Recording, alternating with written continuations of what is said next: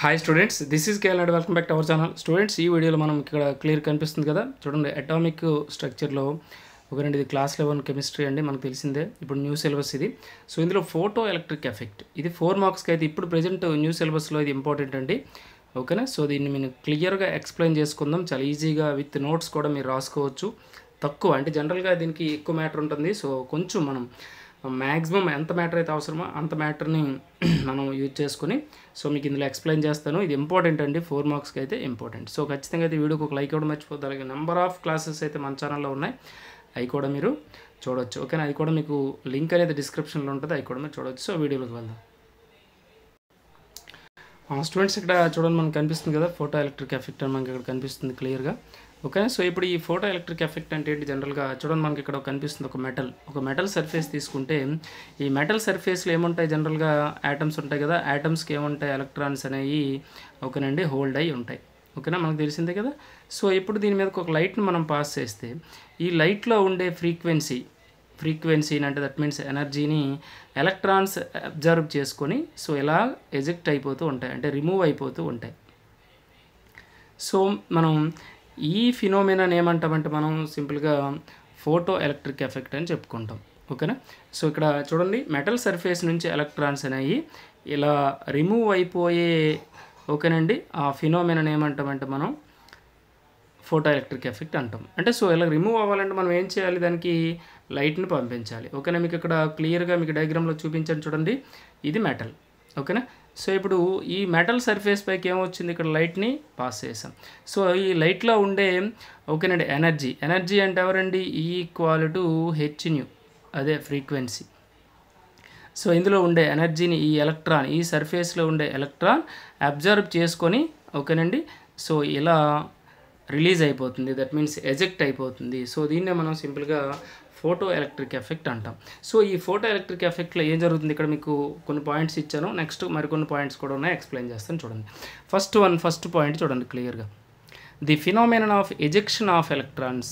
What is the meaning of ejection? Ejection means removing. ఓకేనండి, remove అయిపోవడం, electrons అనేవి remove అవ్వడం. ఓకేనా? సో ఎప్పుడు రిమూవ్ అవుతుంది చూడండి electrons? From the surface of the metal. ఓకేనా? ఇక్కడ మనం చూపించాం కదా క్లియర్గా, మెటల్ సర్ఫేస్ నుంచి ఎలక్ట్రాన్స్ అనేవి రిమూవ్ అవుతున్నాయి. ఇప్పుడు when light of suitable frequency strikes on it అంటే దాని యొక్క సర్ఫేస్ మీద లైట్ అనేది స్ట్రైక్ చేసేటప్పుడు, ఇదిగోండి ఇక్కడ స్ట్రైక్ చేసేటప్పుడు ఏం జరుగుతుంది? ఎలక్ట్రాన్ అనేది ఎజెక్ట్ అయిపోతుంది. సో దీన్ని ఏమంటామంటే ఈజీగా ఫోటో ఎలక్ట్రిక్ ఎఫెక్ట్ అని చెప్పుకుంటాం. ఓకేనా? సో ఫస్ట్ పాయింట్ ఇదండి. సో సెకండ్ పాయింట్ ఒకసారి చూడండి. సెకండ్ పాయింట్లో ఏముందో చూడండి. The electrons ejected is called ఓకేనండి ఫోటో ఎలక్ట్రాన్స్. సో ఇలా ఎజెక్ట్ అయ్యే ఈ ఎలక్ట్రాన్స్ని ఏమంటామంటే మనం ఫోటో ఎలక్ట్రాన్స్ అంటాం. ఓకేనా? సెకండ్ పాయింట్ చాలా ఈజీ కదా. సో ఇప్పుడు థర్డ్ పాయింట్ చూడండి. ఓకేనా? థర్డ్ పాయింట్ ఏంటి? The minimum frequency. చూడండి, the minimum frequency required to eject electrons ఓకేనండి ఈజ్ కాల్డ్ థ్రెషోల్డ్ ఫ్రీక్వెన్సీ.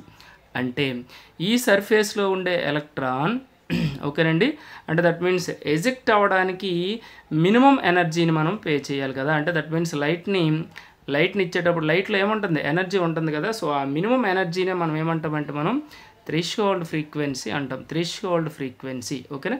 అంటే సింపుల్గా ఈ ఎలక్ట్రాన్ అనేది సపోజ్ 100 kJ/mol ఎనర్జీతో అది అట్రాక్షన్లో ఉందనుకోండి. సో ఇప్పుడు ఇది ఎజెక్ట్ అవ్వాలంటే మనం ఎంత ఎనర్జీ అంటే దట్ మీన్స్ ఎంత ఎనర్జీ ఉండే లైట్ని మనం దానికి ఓకేనండి ఇవ్వాలి అంటే మినిమం ఎనర్జీ అంటే ఇదే minimum energy. Minimum 100 kJ/mol energy ఉండే ఓకేనండి ఎనర్జీ ఉండే లైట్ని మనం పంపిస్తేనే ఆ ఎలక్ట్రాన్ ఎజెక్ట్ అవుతుంది. అంటే జస్ట్ బయటకు వస్తుందో లేదో తర్వాత చూద్దాం, ముందు ఎజెక్ట్ అవుతుందని చెప్పుకుందాం. అంటే ఇప్పుడు ఇది ఎంత అట్రాక్టివ్ ఫోర్స్లో అయితే ఉందో న్యూక్లియస్తో, అంత ఎనర్జీ ఉండే ఫ్రీక్వెన్సీనే ఏమంటామంటే మనం థ్రెషోల్డ్ ఫ్రీక్వెన్సీ అంటాం. ఓకేనా? ఇది క్లియర్ కదా. సో నెక్స్ట్ కూడా చూద్దాం, మరొక 2 పాయింట్స్ ఉంటాయి, చూసేద్దాం. ఓకే స్టూడెంట్స్, ఇక్కడ చూడండి క్లియర్గా మీకు ఇక్కడ 4th పాయింట్ అయితే కనిపిస్తుంది. ఓకేనా? ఈ 4th పాయింట్లో ఏం చెప్పుకున్నాం చూడండి.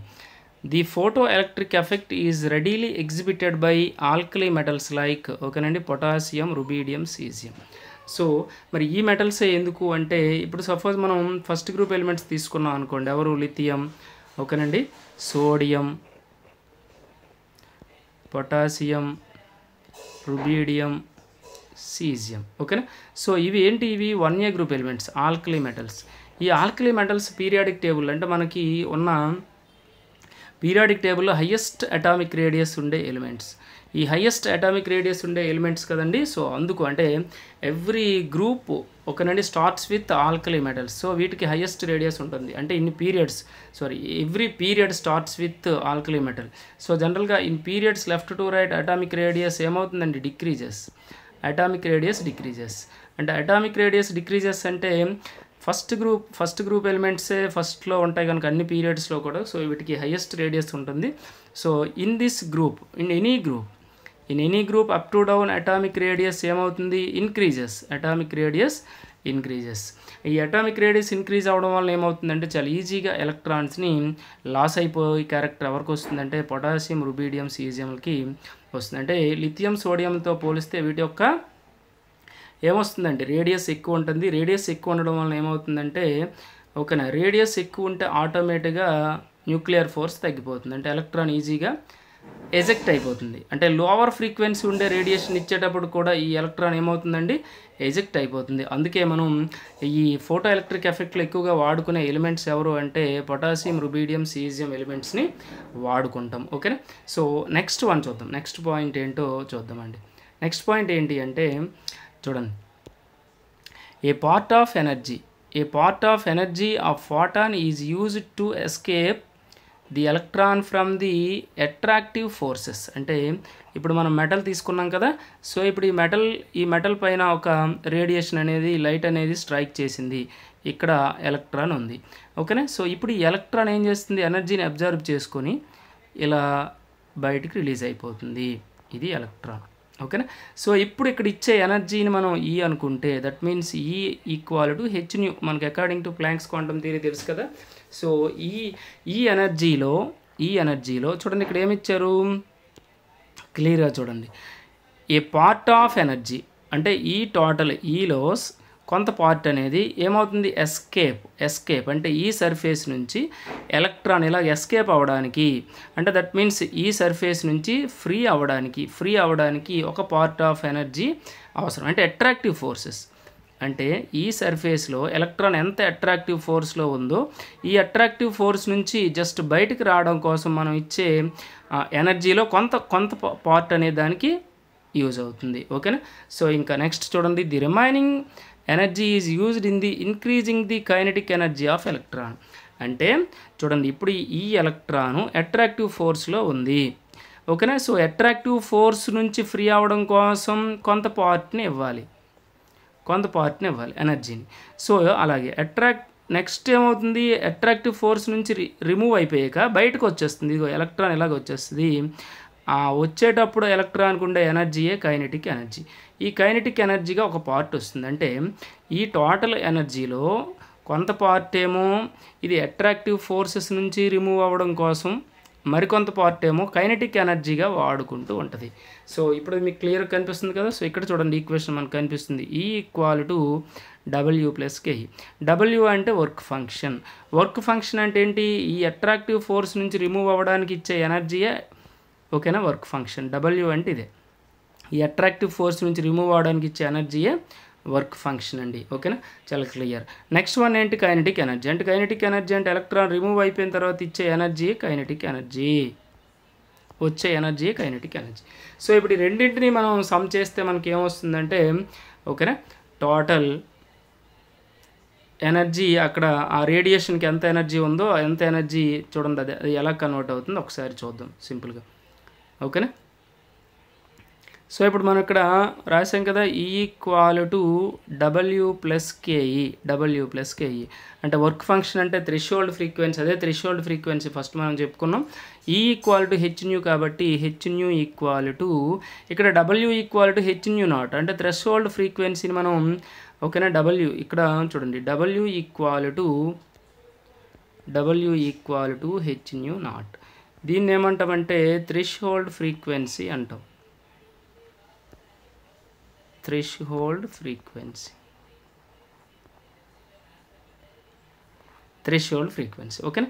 సో ఇప్పుడు కేఈ. సో ఎంతవరకు రాస్తే మీకు కంప్లీట్గా 4 మార్క్స్ వచ్చేస్తాయండి. ఓకేనా. సో మీకు ఇక్కడ క్లియర్గా అర్థమైంది కదా, 5 పాయింట్స్ రాయాలి. ఓకేనా. ఈ రిలేషను, ఇగో ఈ రిలేషను, ఈ రిలేషను, ఈ 2 రిలేషన్స్ రాస్తే మనకు సరిపోతుంది, 4 మార్క్స్ వచ్చేస్తాయి. ఓకేనా. అండ్ మ్యాటర్ కూడా నోట్ చేసుకోండి. ఈ మ్యాటర్ నోట్ చేసుకుంటే సరిపోతుంది. జనరల్గా అయితే చాలా ఎక్కువ మ్యాటర్ అనేది మీ బుక్స్లో ఉండొచ్చు, అంటే ఇది అలా ఉంటుంది అనమాట. సో ఇది మీకు హెల్ప్ అవుతుంది. సో ఈ వీడియోకి అయితే ఖచ్చితంగా ఒక లైక్ ఇవ్వడం మర్చిపోదు స్టూడెంట్స్. అలాగే మన ఛానల్ ఫస్ట్ టైం మనం చూస్తే సబ్స్క్రైబ్ చేసుకోండి, అలాగే బెల్ ఐకాన్ క్లిక్ చేయండి. Thank you for watching.